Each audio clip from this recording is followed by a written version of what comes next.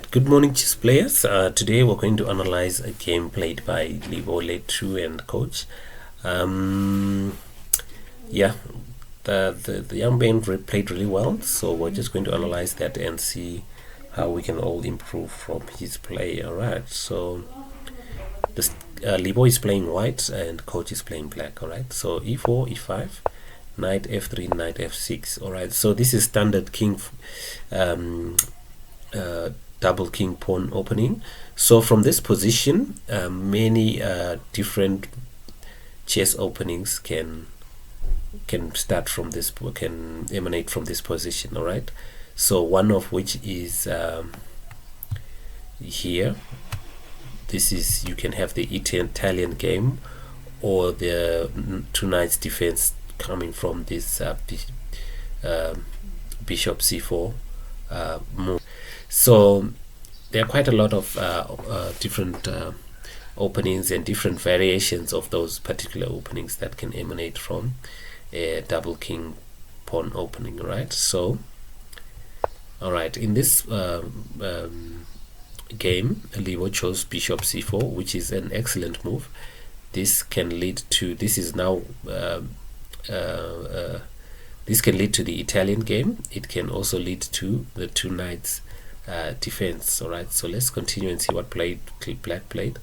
All right, so this is now what we call the two knights defense. It's called two knights because black has got two of his knights out. All right, so in this position there is knight g5 here, attacking, intending to fork here the rook and the queen, and black usually when knight comes to g5, black usually plays the immediate pawn to d5 and then pawn takes pawn, knight a5. All right, that's the standard reply for this fried liver attack. Okay, but I'll analyze this variation later on, the one where you play knight g5. It's a very strong and powerful attack, but we'll analyze that as soon as we finish libo02's game. All right, so libo decided not to play any of that. He chose to castle. All right, so he castled. I played d3, simple developing move. I'm bringing my bishop, giving my bishop the possibility of coming to to d7 or so. Let's see what he played. He played knight c3, and immediately I bring out my bishop, and it's now pinning the knight on f3. Remember I told you that pins, different kinds of pins are really good tactical ways to gain material in a game of chess. All right, so the pins and forks are really good ways to gain material in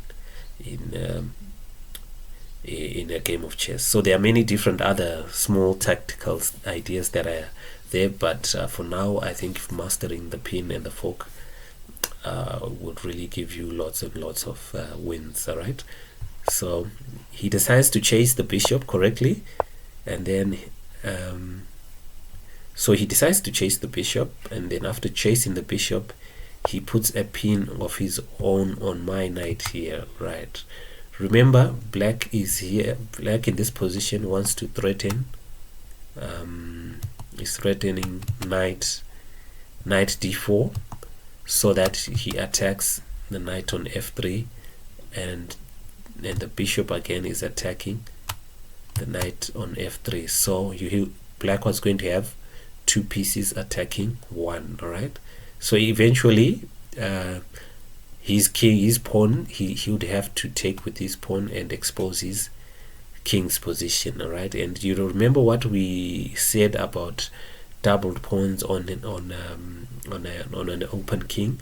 They are a very strong weakness that your opponent can easily use to gain a strong or rather create a strong attack against you. All right, so he decides to pin my bishop, my knight, sorry, he decides to pin my knight, so now my knight cannot jump to this square. Alright, so I play a simple developing move, bishop e7. He eliminates that knight that was threatening to come on good move. So far so good. Libo is playing really well. This is really good standard chess that all chess players should really play, well, especially most of the young players should really take time to look at how you play chess, especially like this, because these are the correct moves that we want you to play. All right, so g3, developing move, allowing the bishop to come here or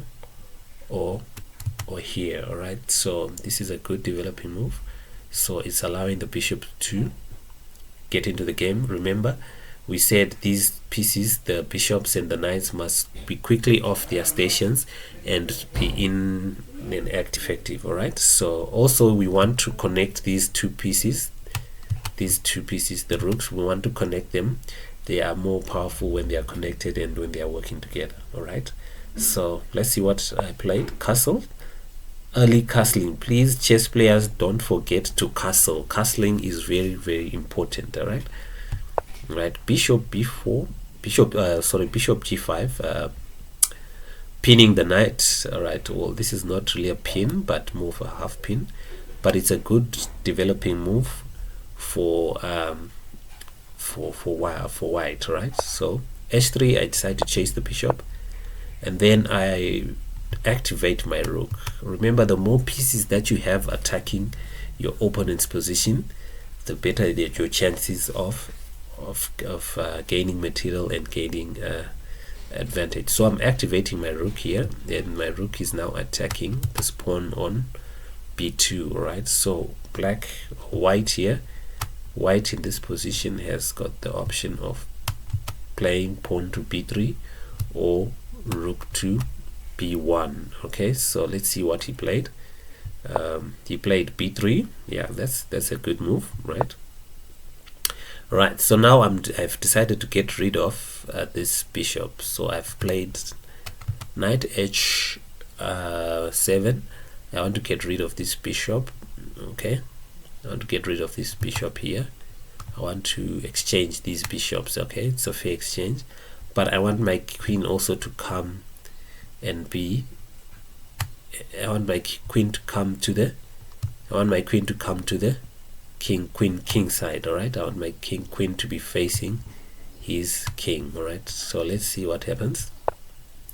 He plays queen to c1. Oh, this was a terrible blunder. Okay, so remember, in chess you always have to calculate your trades, so calculate the outcome of a trade. All right, so let's see what will happen in this trade. If I take here and then he takes there and then I take with my queen, I'll have gained 2 pieces and lost 1, so I'll have gained an exchange. All right, so let's see what happened. I can also start by taking this here, and then if he takes here, I will take. Oh, so the best thing is just to take immediately. Let's see what I played. All right, so take immediately. Yes, right. So notice now I've gained a bishop. All right, he can't take, or he can take rather. Then I'll then take with my queen. All right. So now he makes another blunder, right? So he made 2 blunders in succession. Always be careful about making blunders. All right, so the correct move here was simply knight takes, then queen takes, then he was going to be a piece down only, right? But now he decides to play g3, attacking the bishop, where I then take on f3. All right, I take on f3. I don't run away with the bishop. I take on f3. The reason why I'm taking on f3 is because I want him to take like this, okay, and expose his king. I want his king to be open. Let me show you what I'm talking about. All right, so I took on f3, and then he took on on h4. Sorry, I took on h4. Now his king is exposed. All right, this is open. I can bring my pieces down to attack. Remember, in the previous game I showed you how to do a checkmate with the queen and knight. Now I'll show you how to use the queen and bishop to arrive at a checkmate. All right, so whenever you see an exposed king like this, you should start thinking of ways of how to attack it. Okay, so now I can come and take this pawn. I can also try and attack this pawn, and I can also bring my knight to g5 here. All right, so let's see how the game continued. Queen h4, queen a6, queen a3, sorry, queen a3. So now I've got two pieces in front of the king. When you have two pieces in front of the king, you should start thinking of ways of checkmating that person. All right, that opponent. All right, so queen takes h3. Right, so now I've got two possibilities of checkmate. I've got checkmate here, and I've also got checkmate there. All right, so from this point on, he really doesn't have any defense on how to block those two checkmates. All right, so queen takes on a7, and then queen g2 checkmate. Right, remember I told you in our analysis that the queen is a very powerful piece. It can be used to checkmate your opponent. It's usually the main piece that you use, or rather the most dangerous piece that you can use to when you want to checkmate your opponent. So I'm using my queen very effectively. I also want you to take time to learn how to use your queen very effectively. So please go over those two games that I showed you. There is the one where I checkmate with the knight. This one I'm checkmating with the bishop. Please take note of that. Also, let's go back to where he made the mistakes. All right, so all along he was playing really fine up to here, right? So after b3, that was still a good move. Knight h7, I think this move really took him off his game, right? Bishop, he should have simply played bishop e7. Bishop takes on f7, then I take with my queen. All right, it was simply a fair exchange. Okay, there was nothing to think about here. It was just simply bishop takes on e7, and then I was going to capture with my queen, and then we are going to both have it was going to be a simple fair exchange. All right, then next, so what his main mistake was, move queen c1 was a bad move. Instead, he should have just either captured here or simply come back on g3. All right, so there wasn't much there how the game continued. So in this position now, again, he did another blunder. He should have simply captured with the knight. All right, capture with the knight, queen captures. All right, and then maybe bring his queen close so that my queen doesn't start doing giving him problems. All right, so he played g3.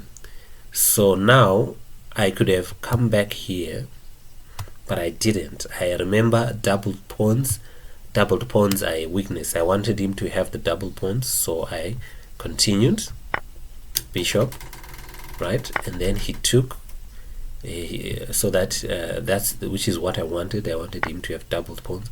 Now his king is exposed. All right, when the king is exposed, you can bring your pieces and you can start thinking of how to exchange checkmating. All right, so he played queen a3, queen h3. Now I'm going for a checkmate, and then that was that. All right, so right, I hope you learned something from that this game. All his moves were good. It's only those two quick blunders that he made in succession. All right, so always beware of how to trade make sure you calculate your trades. Don't leave your